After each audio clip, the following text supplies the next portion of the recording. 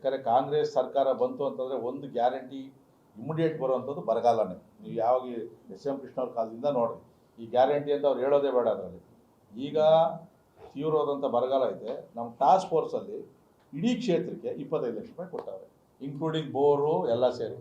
5 ಬೋರ್ವೆಲ್ಲೂ ಕೊರ್ಸೋಕ್ಕಾಗೋದಿಲ್ಲ. 200 ತಳ್ಳಿ, ನಂದು ಉದಾಹರಣೆ ಕೊಟ್ಕೊಂಡು ಹೇಳ್ತಾ ಇದ್ದೀನಿ.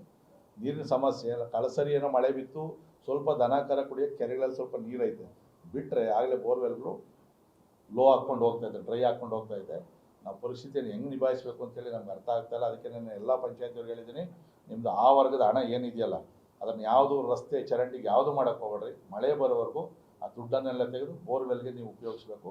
ನಾನು ಶಕ್ತಿ ಮೀರಿ ನಾನು ಏನಿದೆಯೋ ಬೋರ್ವೆಲ್ಗೆ ಕೊಡಿಸ್ತೀನಿ. ಮತ್ತು ನಾವು ಕೆಲವು CSR ಗ್ರಾಂಟ್ ಕೇಳ್ತಾ ಇದ್ದೀವಿ, ಅಂದರೆ ಡೆವಲಪರ್ಸ್ ಎಲ್ಲ ಅಲ್ಲಿ ಅಪಾರ್ಟ್ಮೆಂಟ್ ಅವರೆಲ್ಲ ಅವ್ರು ರಿಕ್ವೆಸ್ಟ್ ಮಾಡಿದ್ದೀನಿ.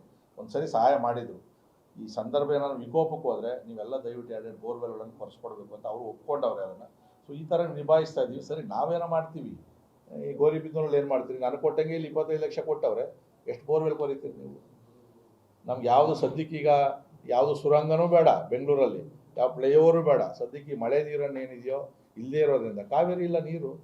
ಇನ್ನು 9 TMC ನೀರೈತೆ ಡೆಡ್ ಸ್ಟೋರೇಜ್ ತೊಗೊಂಡ್ರೆ. 9 TMC ನೀರಲ್ಲಿ ತಿರ್ಗಾ ಅಲ್ಲಿ ನ್ಯಾಯಾಧಿಕರಣದಲ್ಲವ್ರೆ ಇನ್ನು 2 TMC ತಮಿಳ್ನಾಡು ಬಿಡ್ರಿ ಅಂತೇಳಿ ಸತ್ತೋಗ್ತೀವಿ ನಾವೆಲ್ಲ ಕೂಡ. ಜನ ನೀನು ತಗೊಳಪ್ಪ 2,000 ಕೊಟ್ಟಿದ್ದೀವಿ ಅಂದರೆ ಮಕ್ಕ ಹೊಡಿತಾರೆ, ನೀರು ಕೊಡಯ್ಯ ಫಸ್ಟು ಅಂತ ಹೇಳ್ತಾರೆ. ಈಗ ಹೋಗಲಿ, ಹಳ್ಳಿಗಳು ಹೋಗಲಿ, ಅದೇ ಪರಿಸ್ಥಿತಿ ಇರ್ತಕ್ಕಂಥದ್ದು. ಸೊ ಕುಡಿಯೋ ನೀರನ್ನ ರಾಜ್ಯ ಸರ್ಕಾರನೇ ಅದನ್ನು ಮಾಡಬೇಕಾಗ್ತದೆ. ಬರಗಾಲವನ್ನು ಎದುರಿಸ್ತಕ್ಕಂಥ ಕೆಲಸ ಮಾಡಬೇಕು.